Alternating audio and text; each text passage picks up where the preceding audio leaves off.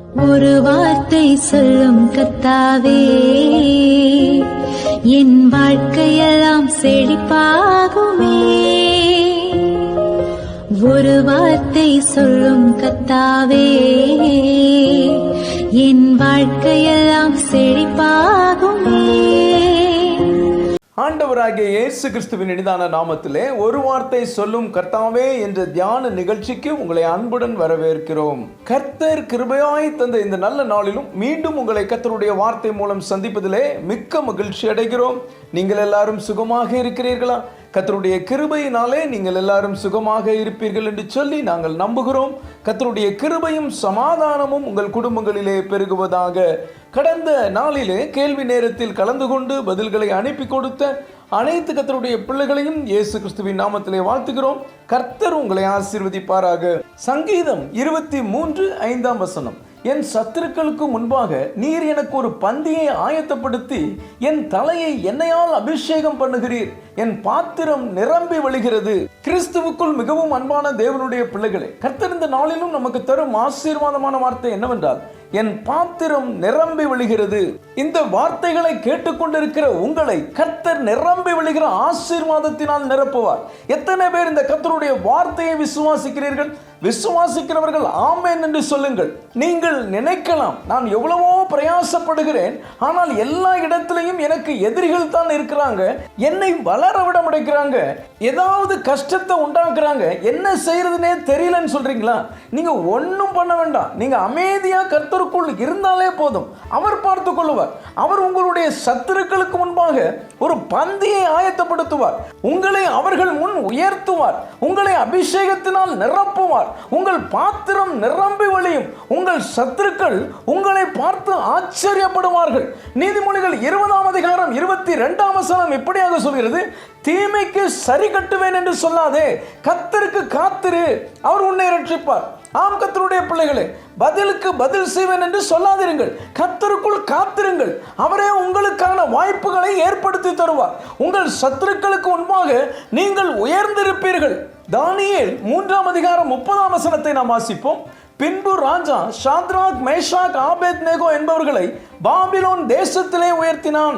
நேபுகாத் நேச்சார் 60 முழ உயரமும் 6 முழ அகலமும் கொண்ட ஒரு பொற்சிலையை செய்து தூரா என்ற இடத்திலே நிறுத்துகிறான். அதை எல்லாரும் தாழ விழுந்து பணிந்து கொள்ள வேண்டும் என்று கட்டளை பிறப்பிக்கிறான். அப்படி அதை வணங்காதவர்கள் எரிகிற அக்கினி சூளையிலே போடப்படுவார்கள் என்று மிரட்டுகிறான்.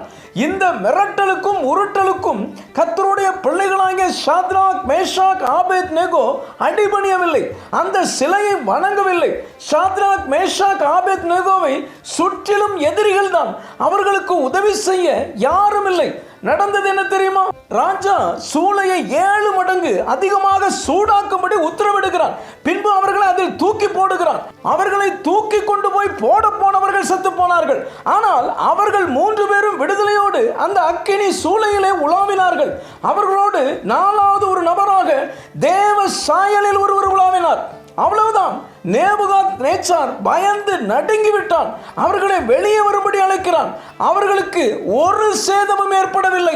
இப்பொழுது ராஜா ஒரு கட்டளை போடுகிறான். யாராவது சாத்ராக், மேஷாக், ஆபேத்நேகோ தேவனுக்கு விரோதமாக பேசினால் அவர்கள் வீடு எருக்களமாக்கப்படும்.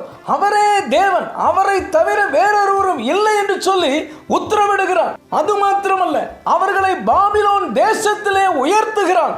என கண்பான தேவனுடைய பிள்ளைகளே, உங்கள் சத்துருக்களுக்கு முன்பாக நீங்கள் வெட்கப்பட்டு போக மாட்டீர்கள். உங்கள் குடும்பத்தில், சொந்த பந்தங்கள் மத்தியில் எதிரிகள் இருக்கலாம். உங்கள் வியாபாரத்தில், வேலை செய்யும் இடத்தில், ஊழியத்தில் சத்துருக்கள் இருக்கலாம். கவலைப்படாதீர்கள். உங்களுக்காக ஒரு பந்தி ஆயத்தம் பண்ணப்படுகிறது. அது உங்களை உயர்த்துவதற்காகத்தான். எல்லாருக்கும் முன்பாக நீங்கள் நிரம்பி வழிகிற ஆசீர்வாதத்தோடு இருப்பீர்கள். 1 சாமுவேல் 16:13 நாம் வாசிப்போம். அப்பொழுது சாமுவேல் தைல கொம்பை எடுத்து அவனை அவன் சகோதரர் நடுவிலே அபிஷேகம் பண்ணினார். இங்கே தாவீதை சாமுவேல் ராஜாவாக அபிஷேகம் பண்ணுகிறார். ஆடு மேய்த்துக் கொண்டிருந்த தாவீதை அவன் வீட்டிலே எல்லாரும் மறந்து விட்டார்கள். ஆனால் கர்த்தர் அவனை மறக்கவில்லை. கர்த்தர் அவனை அபிஷேகித்து உயர்த்தினார். என கண்பான தேவனுடைய பிள்ளைகளே, யார் உங்களை மறந்து போயிருந்தாலும், உங்களுக்கு வரவேண்டிய மேன்மை வராமல் தடைப்பட்டாலும், கர்த்தருடைய அபிஷேகம் உங்களை தேடி வருகிறது. அந்த அபிஷேகம் உங்களை நிரம்பி வழி நிச்சயம் உங்கள் குடும்பத்தில், ஊழியத்தில், வேலையில், வியாபாரத்தில் நிரம்பி வழியும் ஆசீர்வாதத்தை நீங்கள் காண்பீர்கள். ஜெபிப்போம். அன்பின் பரலோக பிதாவே, இந்த நல்ல நேரத்துக்காக நன்றியோடு உம்மை துதிக்கிறோம், ஸ்தோத்திரிக்கிறோம். என் சத்துருக்களுக்கு முன்பாக நீர் எனக்கு ஒரு பந்தியை ஆயத்தப்படுத்தி என் தலையை என்னையால் அபிஷேகம் பண்ணுகிறீர், என் பாத்திரம் நிரம்பி விழுகிறது என்ற வார்த்தையின் மூலமாய் நீர் எங்களோடு பேசினதற்காக நன்றி தகப்பனே. இந்த வார்த்தைகளை கேட்டுக்கொண்டிருக்கிற நம்முடைய பிள்ளைகளுக்கென்று ஒரு பந்தியை ஆயத்தப்படுத்துகிறதற்காக ஸ்தோத்திரம். நம்முடைய பிள்ளைகளுடைய பாத்திரம் நிரம்பி விழுகிறதற்காக ஸ்தோத்திரம். அபிஷேகத்தினாலே நுகம் உரைக்கப்படுகிறதற்காக ஸ்தோத்திரம். இயேசுவின் மூலம் ஜெபிக்கிறோம் நல்ல பிதாவே. ஆமென், ஆமென். இன்றைய கேள்வி, நேபுகாத் நேச்சார் நிறுத்தின சிலையின் உயரம் என்ன? ஏ 50 முழம், பி 60 முழம், சி 70 முழம், டி 80 முழம்.